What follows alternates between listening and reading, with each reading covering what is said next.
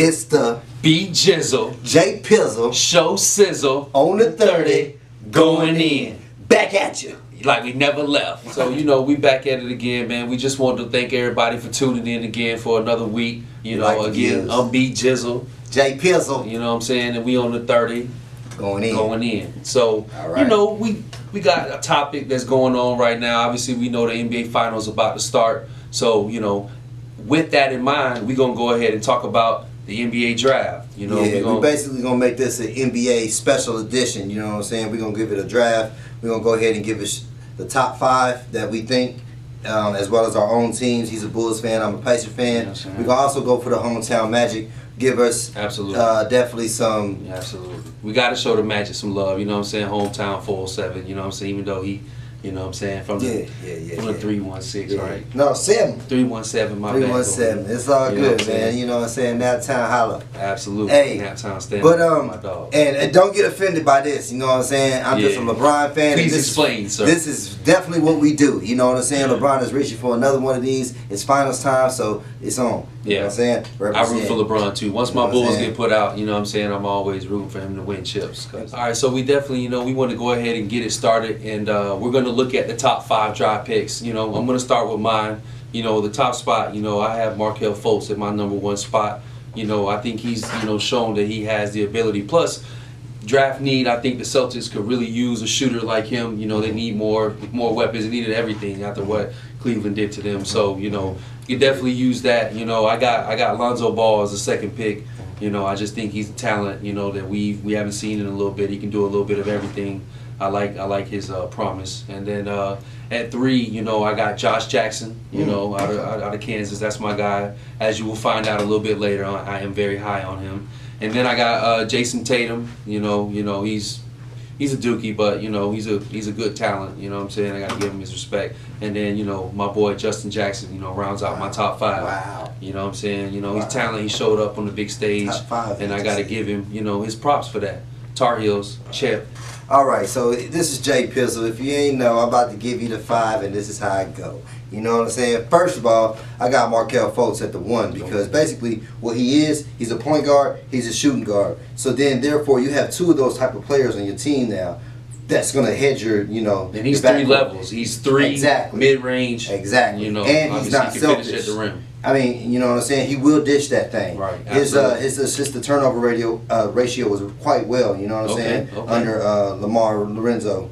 All right, so my number 1 pick is definitely Markelle Fultz, you know what I'm saying, as we agree on that, because basically what they have with him, they have a 1 and a 2, which they already have that type of player on their team, which basically strengthens that scoring. But he's not 5'9", though. Correct, he's not 5'9". That is a very key point, you know what I'm saying? So that's why you really have to go get him, or you can do it a Danny Ainge thing and come up with a trade. Possibly for Jimmy Butler or, like I said, Paul George. It hurts to say stuff like that, but you know what I'm saying? For championships, that might be the recipe. But my number 2 actually is going to be Mr. De'Aaron Fox. De'Aaron Fox is a winner because I watched him in the NCAA tournament, and you know what I'm saying, his interview afterwards, the way he was, that was real emotion because he and you could tell he was the leader of that team. He wanted it better than anybody, you know what I'm saying, besides Malik. He showed Lonzo Ball. He didn't really want it. Very much so, and that's why I have him at number 2. Absolutely. And then what we have at number 3 is Jason Tatum. And I'm going to tell you why I'm going to be high on him later as well, because I think he's going to be the best 3 out of this draft class for the vicinity. We shall see. All right, so then I go ahead and I put Josh Jackson. Josh Jackson will be my 4. You know what I'm saying? He's crazy athletic ability. You know what I'm saying? I just think he'll be his worst enemy type dude. But and then of course I got 5 Lonzo Ball. You know what I'm saying? And that's also how I would draft them. You know what I mean? Those are my top 5. I can't say exactly how I would draft. Okay, we just gave you our top 5s. I'm gonna go ahead and get into the Bulls, and let you know. Last year we did a good job in the first round. I like Denzel Valentine. He came in. I wish he could have stayed a little bit more healthy for us. He turned his ankles a couple times. At inopportune times because we were really going on streaks and he was doing good coming off the bench. But I think he's gonna come back stronger and ready to make an impact on us next year. Okay. So that was last year's draft. This year, you know, we're going to go ahead and go with, I would like for us to take Luke Kennard. You know, I like him. I think his shooting ability is something that we lack. We need shooters on our team. We got playmakers with Jimmy, Wade, you know. And, yes, I do think Wade is going to opt back in because nobody else is going to give him $24 million for next season, as well as Rondo. So D-Wade can help out Kennard, too. Absolutely. He can, help him with his playmaking, you know, all that good stuff, you know. So we definitely going to go with that, you know. And so after that, then I like for us to take Terrence Ferguson. You know, he's a good, big, strong body that we need. You know, we need somebody that's athletic. He didn't make it to the college circuit though. He didn't, but you know, that was just because he felt like he had enough talent to make it straight in. He went over to Australia for a year. He was committed to Arizona, but he was like, you know, he wanted to take his talents. They would have probably won it if they would have had absolutely, all him. yeah. So you know, that's where I think we should go. You know, I'm looking at us to make some promise. I'm looking at Cristiano Felicio. I'm looking for Bobby Portis to step up. All these guys to take steps for us to make that leap. You know, for us to compete in the Central. You know what I'm saying? Against his Pacers. All right, so that was fine and dandy, right? Whatever. Absolutely. They need more help than what he was talking about. Go Bulls. So here we go. We're gonna talk about the Indiana Pacers, birdless Pacers. You know what I'm saying? So this is a new era. You know, and this is what we're going to do. Basically, we got our first pick, I think it's 18 pick, 16 pick. Absolutely. I think it's something like that. But what I think is we need to go big. We got need to go. No, because we the 16 pick. So we the 18 pick. So John Collins out of Wake Forest. Yeah, that man, he's a man because he averaged over 18 points in the ACC, second best league. That's the best league. You know what I'm saying? But behind the Big Ten, that's real basketball. But I think we definitely need that presence at power forward. So therefore, when Thaddeus goes off, you know what I'm saying, we have something athletic, something good, something that can score, something that can rebound to back him up. Because he's not on the boy out. He's got a good mid-range game. Correct. You know what I'm saying? He's got a post game. He got it. You know what I'm saying? He can make it happen. You know what I'm saying? So the next thing I think is definitely we got to go for a guard. Because I think, you know, Monte needs to go. So does Stuckey. I mean, those are two veterans that we really don't need right now. And if we want to keep Paul George, we need somebody that's good. So P.J. Dozier for South Carolina, I think if he's available, that would be the best thing for us. He's 6'6", you know what I'm saying? He's really nice with his handle. He led them to the Final Four last year. Along with Sindorius Thornwell, him being a senior. So he was the leadership, but he was the talent as a sophomore. Absolutely. So I just think P.J. Dozier would take us to the next level of offense. Because seems to be what we lack, as you noticed when C.J. Miles had the opportunity to win Game 1 and therefore missed. And he failed.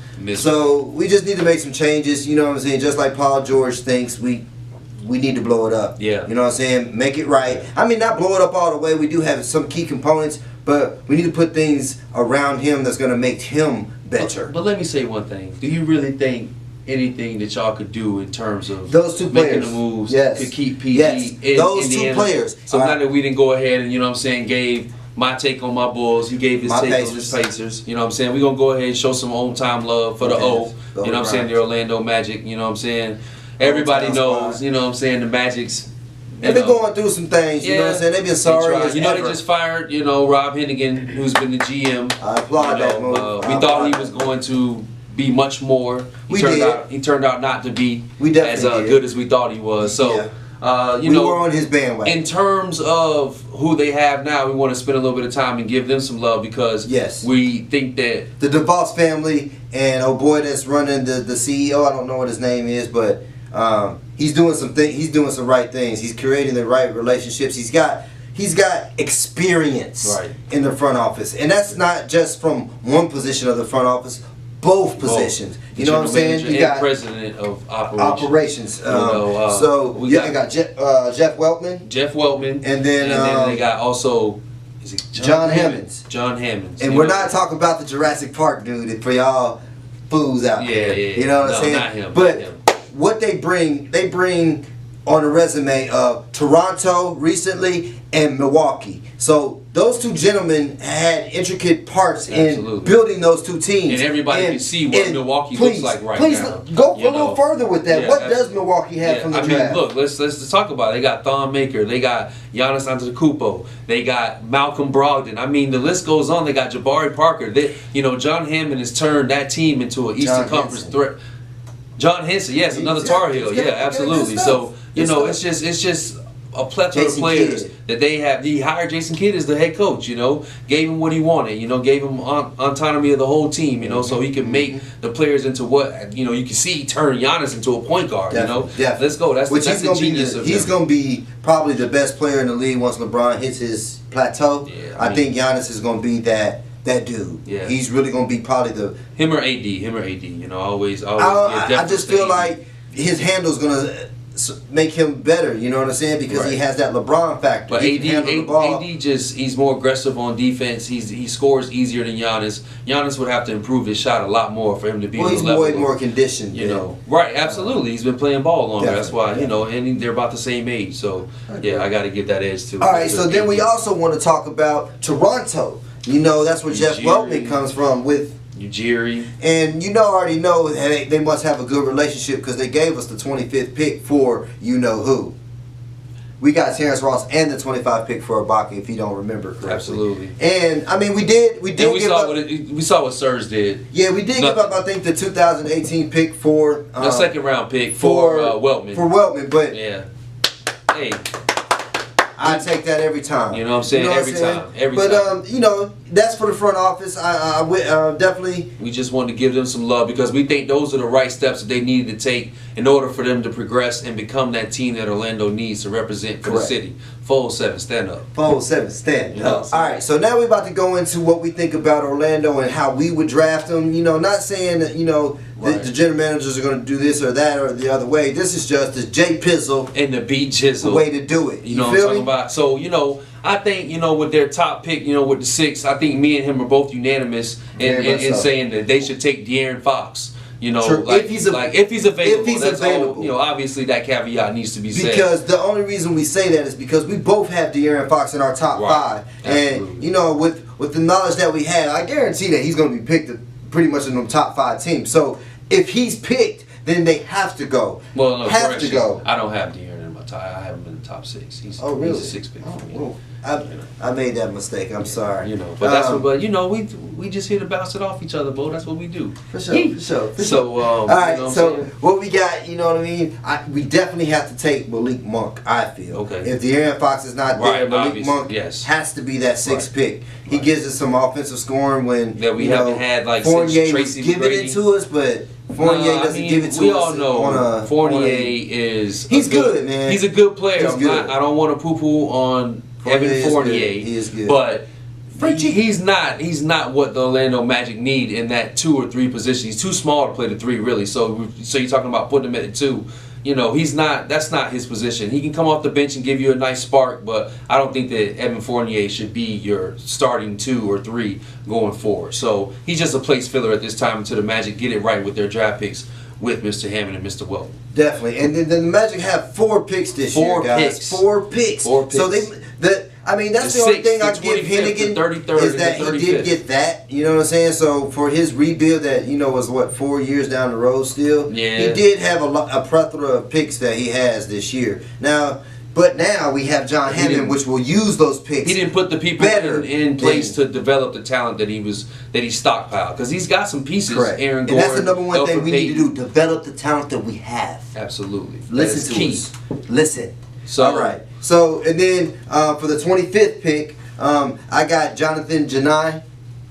He's actually a Frenchman. So I think that the kid's like Rudy Gobert. Yeah. You know what I'm saying? He's 19 years old. 7'1", 7'2". You know what I'm saying? 19 years old.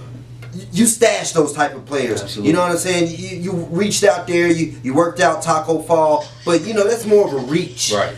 Than something right here. We can send it right down there to the Magic. You already got, you know, Vucevic, you know, who already can hold a spot down till he matures into his body and, you know, gives the Magic what they really need, and which is a defensive presence, which is what Vucevic does not have. So therefore you have that offset, and then therefore, you know, you can run your offenses better because you can switch it up. That's what we do. And definitely we need defense. You got to stop somebody. Absolutely. And then for the 33rd and the 35th? The 33rd is basically, for me, I had Alec Peters. He's from Valparaiso. Okay. Senior. He was really good. I mean, he was really better against maybe his talent level of Valparaiso and things like that. He wasn't as good with maybe scoring, against the. But we feel like he could up his level. He looks like he's a player that could. He's definitely up his an level NBA to player. help get the Magic to the next level, and that could be him in a backup role because he also could shoot the ball very well. Very well. He does do that. You know, and that's what we've been reaching for the last couple of years is some shooting.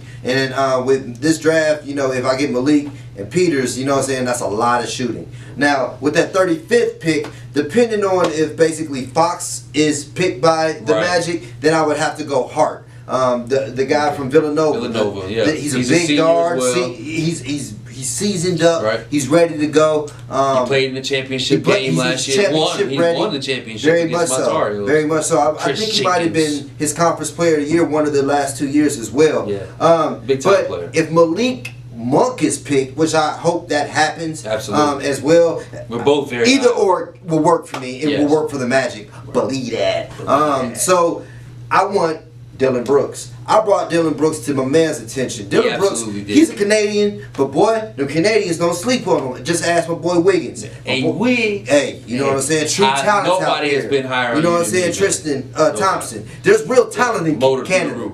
You know what I'm saying? So I really think that he would be good under Frank Vogel, and that'd be something that Frank Vogel can mold. Right. You know what I'm saying? And really get him to do Let him thrive the way George Hill did. You know? Correct. You know what I'm saying? Just, you know, not the same, you know, player, but he can, you know what I'm saying? He can get him to another level. Correct. We don't know George Hill wasn't as good before he, you know, got to the Pacers. Correct. You know, everywhere else, he was still young. He got traded in the draft. But I don't like talking about that because that was that Kawhi Leonard trade. So I'm sad. Pacers should have had Kawhi.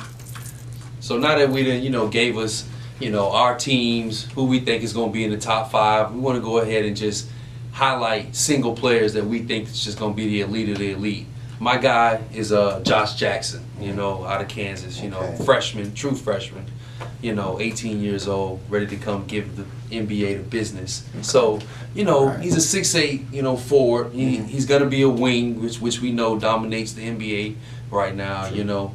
He's very aggressive, you know. He shoots 69% on 184 attempts within 6 feet of the basket. You know, he shoots 6.4 foul shots a game last year. You know, he's very aggressive. You know, that's one of his biggest traits is doing that. He does need to work on his catch and shoot. You know, that's something that he did not do well at all. He's going to need that in the NBA. Absolutely. To be elite. You know, and so to speak. he is. He's the best player in the draft, hands down. And you know, just those are the factors. You know, I gave some some cons and some pros. You know, but mostly pros because he is the best player available. For sure. Now on the Jay Pizzle side, the best dude for me has got to be Jason Tatum. I know he's a dookie, you know what I'm saying? You're going to hate him just because of that. Yeah. But the man is 19 years old. He's 6'9". He basically is an ISO king. You know what I'm saying? That's good for the NBA because if you can and take anybody off any move, and his footwork is amazing. Absolutely. You know what I'm saying? He's NBA ready right at that point because if your footwork's good, people can work with you better. You know what I'm saying? All this is easy up this top part. That bottom part's the hardest part to get. You know what I'm saying? People are not coordinated. And when they like 7 foot tall, you know what I'm saying? Absolutely. 6'8", you know what I'm saying? But basically what I say, in the last year he averaged 17, 7, and 2 in the ACC. That's big time. That's big time, cuz. That's big time. Absolutely. You know what I'm saying? You know, that's something to say right there. So he's automatically and he didn't even play everything. And he didn't even play all the. Yeah. That's another Kyrie Irving type thing going down. You gotta stay You know what I'm saying? So that's why I think he's going to be the best availability. And the thing that separates him, for me, between Josh is the maturity level. I think he just approaches the game at a more mature level, at a more professional level, coming from Mike. I have to dispute that. I think Josh definitely has more poise. He acts like he's been there before. The moment never seems like it's too big for him. You know, I just think Josh he's ready. He's ready. I mean, he may have a little bit of distractions off the court, but you gotta have it all but on the court though, he's the full package. He's the full package. He gives you what you need. I hear you. Okay, so from there, that's definitely what we think in terms of the number 1 players that are available, for B Jizzle and Jay Pizzle. So now we're gonna go ahead and give some love to the finals. Everybody know June 1st. June 1st, Thursday. Tune in ABC. You know what I'm saying? We got a three-peat. You know, we gotta. You know, this is the rubber match. If you boxing next week, the boxing segment is gonna be off the chain. So check in. You know what I'm saying? For next week. For basketball, about like that. Yeah, I just had to let them know. You know what I'm saying? But you know, we're gonna talk about the finals. You know, LB once again, 7 years straight in the finals. Did you know that he's one of the first players to ever take 2 franchises to 4 finals? That's amazing. I mean, you know, the stats just continue to pile up. You know, playoff points. You know, whatever. He will break them all when he's finished. You know, that's it's just given. You know, the talent is there, and he's showing what he's got. With whatever the rules you want to put out there, extended games being played, all that, that's not his fault. It doesn't. So you know what I'm saying? If he has to play them games, he has to play those games. Absolutely. So those people with that argument, ex-nay. You know what I'm saying? Take that shit away. Because that is no good over here, because that man has no choice but to do what? Ball out. You know what I'm talking about? Which is what he do every single time. Every single time. Ball out. So what we're going to do right now, we're basically going to give y'all a quick analysis of what we think about the whole entire finals. Myself, I think, I don't know if it speaks volume without saying nothing, but I really feel like, you know, Cleveland is probably going to go down the wall again. You know what I'm saying? It's going 7. Okay. It's going 7. Okay. You know what I'm saying? And I definitely feel like my MVP of that is going to be LB motherfucking J. You know what I'm saying? So he's gonna be in there, Akron, Ohio. You know what I'm saying, doing this thing. Okay. Well, okay. So you definitely think it's gonna be LB for the Finals MVP? I think so, but I don't think it's gonna go 7. I think Cleveland's gonna close them out in 6. Oh wow. I just think this year, with the way that Kevin Love is playing, with the way Kyrie's got that chip under his belt now, and he's just hungry for more. Agreed. You know, and Kevin Durant's over there though. Yeah, but we all know that LB when he gets against is the X factor. Cancel him out like he never even mattered. You know, so like we're gonna go ahead and go with LB.